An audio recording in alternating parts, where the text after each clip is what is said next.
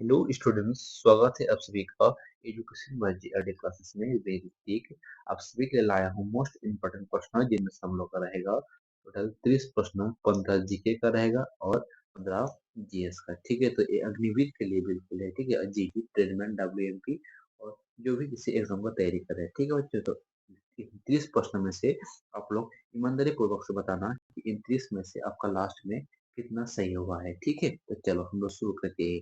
हम लोग पहला प्रश्न की तरफ चलते हैं। पहला प्रश्न है हम लोग का, योजना आयोग को किस वर्ष में स्थापना की गई? तो बताओ भाई, योजना आयोग है ना, इसका स्थापना किस वर्ष किया गया था? 1963, 1950, 1921 या 1965? तो इसका सही आंसर क्या होगा? तो इसका सही आंसर होगा 1950। Option number 2 is the right answer. ठीक है, चलो हम लोग चलते हैं दूसरा प्रश्न की तरफ। हम लोग का दूसरा प्रश्न है, इंडिया विनर्स फ्रीडम पुस्तक के लेखक कौन है? तो बताओ। जो भाई देखो, पुस्तक से रिलेटेड आप सभी का हर शिफ्ट में अग्निवीर जीडी के और ट्रेडमैन डब्ल्यूएमपी के अग्निवीर के हर शिफ्ट में एक ना एक प्रश्न रहता ही रहता है। ठीक है, तो हम लोग इसको थोड़ा धैर्य से एवं करते हुए चलेंगे। ठीक, तो बताओ कि इंडिया विनर्स फ्रीडम पुस्तक का लेखक कौन है? जवाहरलाल नेहरू या मौलाना अबुल कलाम आजाद या राधा कृष्णन? ठीक है, या राधा कृष्णन या एपीजे अब्दुल कलाम? तो भाई इसका सही आंसर क्या होगा? जो दूसरा प्रश्न का सही आंसर होगा ऑप्शन नंबर 2, मौलाना अबुल कलाम आजाद। ठीक है भाई, क्या होगा? मौलाना अबुल कलाम आजाद की एक पुस्तक है जिसका नाम क्या है? इंडिया विनर्स फ्रीडम पुस्तक। ठीक है बच्चे, चलो हम चलते हैं तीसरा प्रश्न की तरफ। देखो बच्चे, जो हम लोग का तीसरा प्रश्न है, सारे जहां से अच्छा हिंदुस्तान हमारा किसने लिखा था? तो बताओ आप सभी, जो सारे जहां से अच्छा हिंदुस्तान हमारा, ये किसने लिखा है? मोहम्मद इकबाल, भगत सिंह, सुभाष चंद्र बोस और इनमें से कोई नहीं? तो इसका सही आंसर क्या होगा?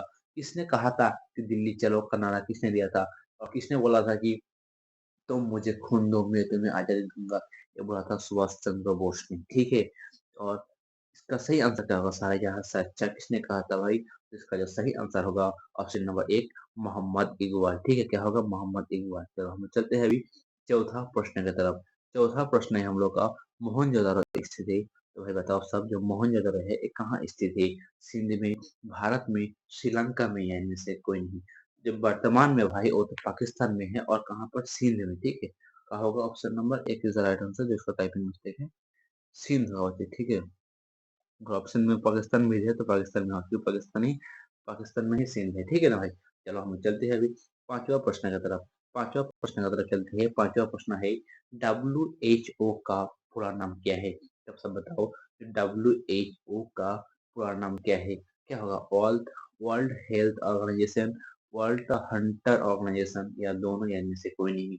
तो भाई जो इसका सही आंसर होगा option number 1, world health organisation. ठीक है, तो हम लोग का पांचवा प्रश्न का कौन इज द राइट आंसर? चलो हम चलते हैं छठवा प्रश्न की तरफ। छठवा प्रश्न है, भारत की सबसे ऊंची चोटी है?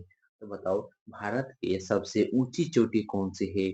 नंदा देवी, कंचनजंगा या त्रिशल त्रिशूल या नंदा देवी? तो भाई देखो, जो इसका सही आंसर क्या होगा? कंचनजंगा होगा। ठीक है, Kanchenjunga, Kanchenjunga is the right answer. Option number 2 is the right answer. अगर आपसे भी पूछा जाए कि दुनिया का सबसे ऊंचा चोटी कौन सा है, तो आप लोग क्या बोलोगे? Mount Everest. जो कहाँ पे स्थित है? जो है नेपाल में। ठीक है, माउंट एवरेस्ट कहाँ स्थित है?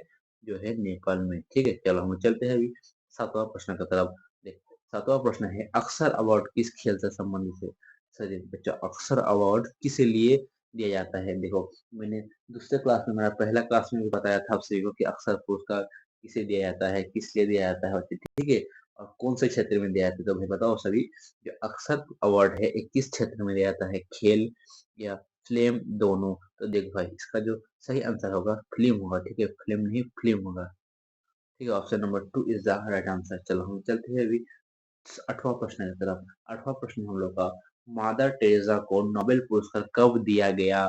तो बताओ भाई, जो मादर टेरेसा है इनको नोबेल पुरस्कार कब दिया गया? 1963 या 1779 या 1962 या 1955 या इनमें से कोई नहीं? तो भाई इसका सही आंसर क्या होगा? इसका जो सही आंसर होगा 1979। ठीक है, option number 2 is the right answer. ठीक है भाई, चलो हम चलते हैं अभी नवा प्रश्न की तरफ। हम लोग का 9वां प्रश्न है कि अकबरनामा किसने लिखा? तो बताओ भाई, जो अकबरनामा है ये किसने लिखा? अरस्तू ने लिखा, कल्याण ने लिखा, या अबुल फजल ने लिखा, या अकबर ने लिखा? तो इसका सही आंसर क्या होगा? अरस्तू, कल्याण, अबुल फजल या अकबर? तो भाई देखो, इसका जो सही आंसर होगा क्या होगा? इसका आंसर होगा ऑप्शन नंबर 3, अबुल फजल। ठीक है, option number 3 is the right answer. चलो हम चलते हैं दूसरा प्रश्न की तरफ। दूसरा प्रश्न हम लोग का है, भारत चीन युद्ध कब हुआ था? आपसे भी पूछा जाए कि बताओ भारत चीन युद्ध कब हुआ था, तो क्या करोगे? ऑप्शन है 1963, 1962, 1988 या 1965। तो भारत चीन युद्ध पूछा जाए तो इसका आंसर क्या होगा? Option A, B, C, D, यानी ऑप्शन 2। ठीक है, ऑप्शन 2 1962 में भारत चीन युद्ध हुआ था। ठीक है भाई, चलो हम चलते हैं 11वां प्रश्न की तरफ। 11वां प्रश्न है हम लोग का, कोहिमा किसकी राजधानी है? तो सब बताओ, जो कोहिमा है ये किसकी राजधानी है भाई? क्या होगा? असम होगा, नागालैंड होगा, त्रिपुरा होगा या झारखंड? तो भाई बताओ, झारखंड का राजधानी कहाँ है? अब पूछा जाएगा कि झारखंड का राजधानी कहाँ है, तब सबका आंसर क्या होगा? झारखंड का राजधानी हो जाता है बच्चों रांची। ठीक है, झारखंड का राजधानी कहाँ है? हो जाएगा रांची। और आपसे पूछेगा कि असम का राजधानी क्या है? असम का राजधानी क्या होता है? दिसपुर। और आप सब कमेंट करके बताओ कि त्रिपुरा की राजधानी क्या है बच्चे। ठीक है, जो इसका सही आंसर होगा Nagaland. Option number 2 is the right answer. चलो हम चलते हैं 12वां प्रश्न की तरफ। हम लोग का 12वां प्रश्न है, भारत के राष्ट्रीय ध्वज के चक्र में कितने तिलिया होते हैं? तो बताओ कितने तिलिया होती है भाई? 23, 26, 24 या 25? इसका आंसर क्या होगा? भारत के राष्ट्रीय ध्वज में तिलियों की संख्या कितनी होती है भाई? तो होती है 24। ठीक है, option number 3 is the right answer. चलो हम चलते हैं अभी 13वां प्रश्न की तरफ। 13वां प्रश्न है हम लोग का, इंडिया गेट किस जगह पर है? तो भाई ये पूछा जाने वाला सवाल है, 2023 में एक पूछा गया था, ए भी और ए भी। ठीक है, तो बताओ, ऐसे ही सिंपल पूछा गया था। ठीक है, कोई घुमा घुमा के नहीं पूछा गया था। ठीक है, तो बताओ कि इसका सही आंसर क्या होगा? पूछा पूछा गया है कि इंडिया गेट किस जगह पर है? मुंबई में, दिल्ली में, चेन्नई में या हैदराबाद में? तो बताओ सभी, जो इंडिया गेट है कहाँ पर स्थित है? इसका सही आंसर क्या होगा? होगा ऑप्शन नंबर 2, दिल्ली में है। ठीक है भाई, कहाँ है? दिल्ली में। चलो हम चलते हैं 14वां प्रश्न की तरफ। 14वां प्रश्न हम लोग का है, भारत में वर्तमान में कुल कितने उच्च न्यायालय है? अब सब बताओ कि भारत में वर्तमान में कितने उच्च न्यायालय है? 23, 26, 25 या 32? का होगा? इसका जो सही आंसर होगा क्या होगा भाई? ऑप्शन 2, 3, 4, ऑप्शन 1, 2, 3 या 4? तो इसका जो सही आंसर होगा ऑप्शन 3, यानी भारत में अभी वर्तमान में कुल 25 उच्च न्यायालय है बच्चों। ठीक है, चलो हम चलते हैं 15 प्रश्न की तरफ। और आज का जीके का लास्ट प्रश्न, और इस अभी भी हम लोग का जीएस का प्रश्न है। ठीक है, तो आप सभी को भागना नहीं है। और जो बच्चे नए हैं, अगर सेशन अच्छा लग रहा है तो भाई चैनल को सब्सक्राइब जरूर करना। ठीक है, और अच्छा लगा तो एक लाइक ठोक देना उसके। ठीक है, और ज्यादा से ज्यादा शेयर जरूर करना। तो बच्चों बताओ कि संविधान सभा में कितने अनुच्छेद है? ये बहुत इंपॉर्टेंट हो जाता है बच्चा आप सभी के लिए कि संविधान सभा में कितने अनुच्छेद है। ठीक है, कितना होगा? 395, 369 या 396 या 332? इसका आंसर क्या होगा? इसका जो सही आंसर होगा ऑप्शन नंबर 1 हम लोग मानते हैं 395 अनुच्छेद। ठीक है, चलो हम लोग चलते हैं अभी 16वां प्रश्न की तरफ। 16वां प्रश्न है, निम्न में से कौन सी विकसित कोशिका है? अगर पूछा जाए साइंस पता वाले बच्चे कि निम्न में से कौन से विकसित कोशिका, तो इसका आंसर क्या होगा? ऑप्शन ए, 2 या दोनों? तो जो बच्चे इसका सही आंसर क्या होगा आप सब बताओ कमेंट करके। और आता है तो जो भाई इसका सही आंसर होगा, क्या होगा? ऑप्शन नंबर 2, यानी यूकोराइटिक। ठीक है बच्चों, क्या होगा आंसर? ठीक है, चलो हम चलते हैं 17वां प्रश्न की तरफ। 17वां प्रश्न है, डीपीटी का टीका किस रोग से बचाता है? तो बताओ, डीपीटी टीका है ना भाई, डीपीटी, डीपीटी टीका ये किस रोग से बचाता है? तो इसका आंसर क्या होगा? ऑप्शन है टिटेनस, डिप्थीरिया। तो इसका आंसर क्या होगा? और भी एक होता है बच्चे, ठीक है, उसका नाम मुझे याद नहीं आ रहा है, और भी होता है। तो भाई जो टिटेनस से भी बचाता है और डिप्थीरिया से बचाता है, यानी option 2 is the, option 3 is the right answer. दोनों से ही बचाता है बच्चे। ठीक है, तो इसका आंसर ऑप्शन 3। चलो हम चलते हैं 18वां प्रश्न की तरफ। 18वां प्रश्न है, पौधों की कोशिका भित्ति सेलुलोज की बनी होती है। तो बताओ सभी, पौधों की कोशिका भित्ति में सेलुलोज किसकी बनी होती है?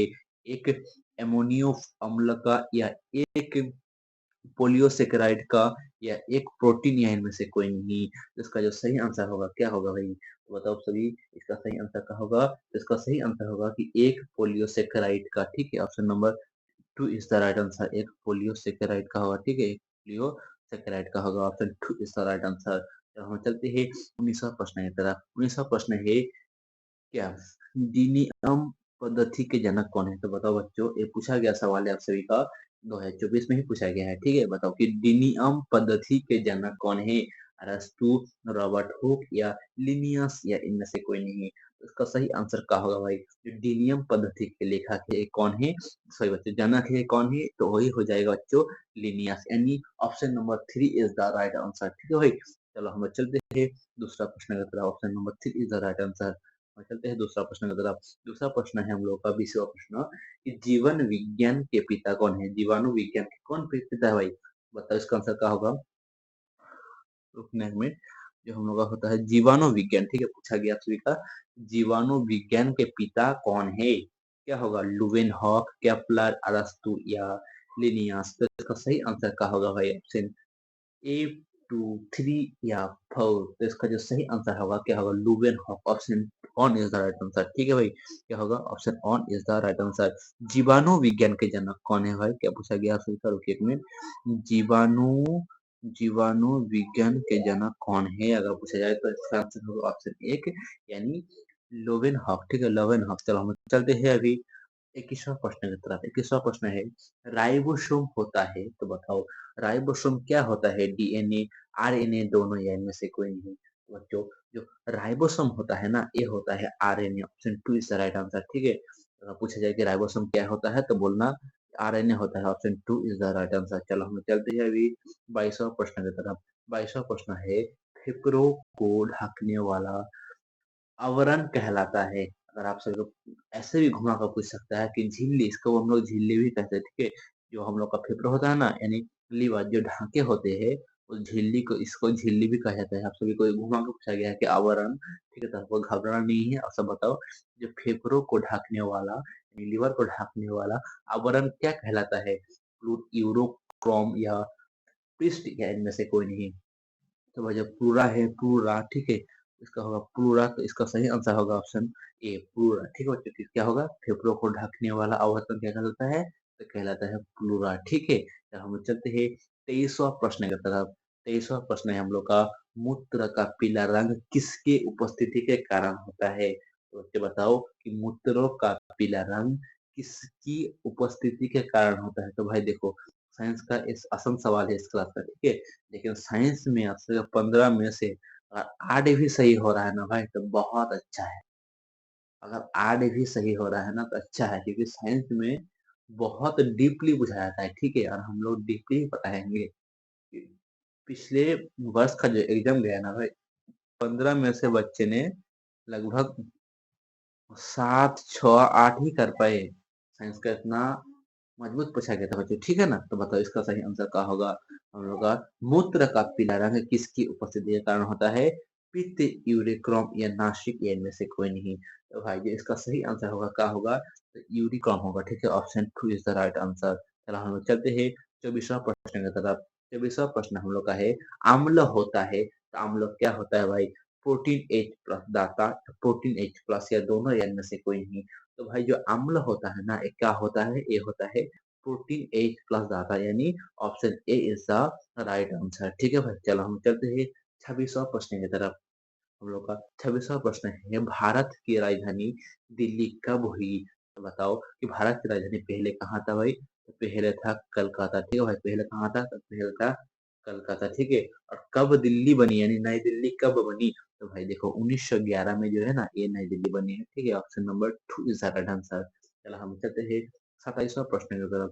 27वां प्रश्न है कि गन पाउडर किस मिश्रण से बनता है? तो बताओ, गन पाउडर यानी बारूद भी इसको कह सकता हो आप। तो बताओ कि जो गन पाउडर किस मिश्रण से बनता है? क्या होगा? चारकोल, सल्फर एवं पोटेशियम नाइट्रेट से, या पोटेशियम पोटेशियम और नाइट्रेट एवं चारकोल से, या दोनों में से कोई नहीं। तो भाई जो होता है ना गन पाउडर, ये किससे बनता है? देखो आपका इसमें बनता है आप सभी का चारकोल और सल्फर एवं पोटासियम ये सभी से बनता है बच्चों, ठीक है। तो इसका आंसर ऑप्शन एक इज द राइट आंसर, ठीक है भाई। चलो हम चलते हैं अभी 28वां प्रश्न की तरफ। हम लोग का 28वां प्रश्न है, आयाम का मात्रा क्या है? तो बताओ भाई, आयाम का मात्रा क्या हो जाता है भाई? बहुत इंपॉर्टेंट प्रश्न है ये।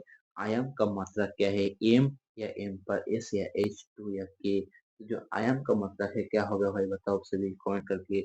इसका सही आंसर होगा option A is the right answer, यानी जो आयाम का मात्रा है वो क्या है भाई? वो हो जाता है एम। ऑप्शन नंबर एक इज द राइट आंसर, ठीक है ओके। चलो हम चलते हैं अभी 29वां प्रश्न की तरफ। उससे पहले जो बच्चे नए हैं, जिसको नहीं पता है, वो जान ले कि हम लोगों का अगर डेली सुबह 11 बजे आप सभी का प्रैक्टिस सेट होता है, और सोमवार यानी मंगलवार या संडे मंडे को हम लोग का रिवीजन क्लास होता है, जिनमें से हम लोग 200 250 350 प्रश्न भी करते हैं।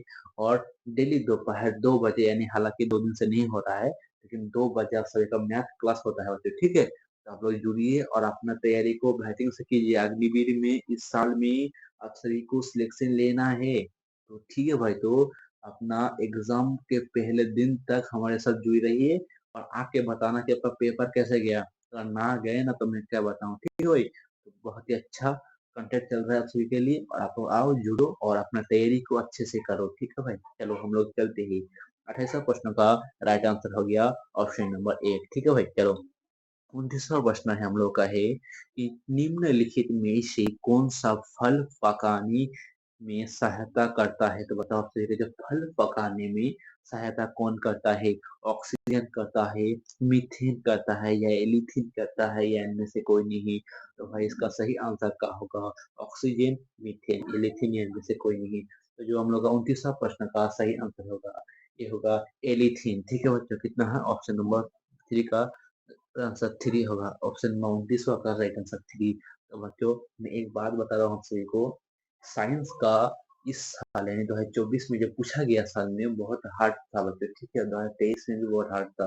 तो 2025 में आप सभी को ऐसा तैयारी करना है भाई, ऐसे तैयारी करना है कि 15 में से आपका साइंस में ही 12 प्रश्न सही हो जाए, ठीक है। और मैथ का क्लासेस जो हम लोग का बेसिक चल रहा है ना, वहां से आप लोग जुड़िए। और मैथ में अगर 15 में 15 आ जाए ना, और मान लेते हैं साइंस में 7 तब का, और रीजनिंग में 5, और जीके में 10, तब का कितना हो गया देखो? 10 और 25, 25 30 40, यानी 7 40, यानी लगभग आपका 50 सही, 47% यानी सही होगा, ठीक है। और 47 आपका सही हो गया ना इतना, तो आपका सिलेक्शन मान लो पक्का हो जाएगा बच्चे, ठीक है ना। तो आओ जुड़ो हम लोग के साथ और अपना तैयारी को अच्छे से करो भाई, ठीक है। तो चलो हम लोग चलते हैं 30वां प्रश्न की तरफ। 30वां प्रश्न है, वह नियम जो बल को परिभाषित करता है, क्या हुआ? न्यूटन का पहला नियम, या न्यूटन का दूसरा नियम, या न्यूटन का तीसरा नियम, या न्यूटन का चौथा नियम? तो वह कौन सा नियम है भाई जो बल को परिभाषित करता है? तो इसका आंसर क्या होगा? इसका आंसर होगा आप सभी का न्यूटन का गति का पहला नियम। यानी कौन सा होगा न्यूटन का गति का पहला नियम? हम लोग यहाँ पर दिया है न्यूटन का पहला नियम, ठीक है। तो ऑप्शन में होगा आप सभी का न्यूटन, न्यूटन का गति का पहला नियम, ठीक है ना। तो न्यूटन का गति का पहला नियम, ठीक है, यही होगा आंसर, ठीक है ना भाई। तो आप सब अच्छे से पढ़ लेना, और इसको जो हो रहा है ना हमारा क्लास, ये आप सभी नोट करिएगा जरूर, ठीक है। और नोट करिएगा ना, तभी आप सबको सिलेक्शन पे ज्यादा दूर नहीं मिलेगा, ठीक है। और जो बच्चे नोट कर रहे हैं ना, वो क्लास को रोक के भी नोट कर सकते हैं, ठीक है। तो चलो हम लोग मिलते हैं अगले क्लास में। जय हिंद, जय भारत, वंदे मातरम।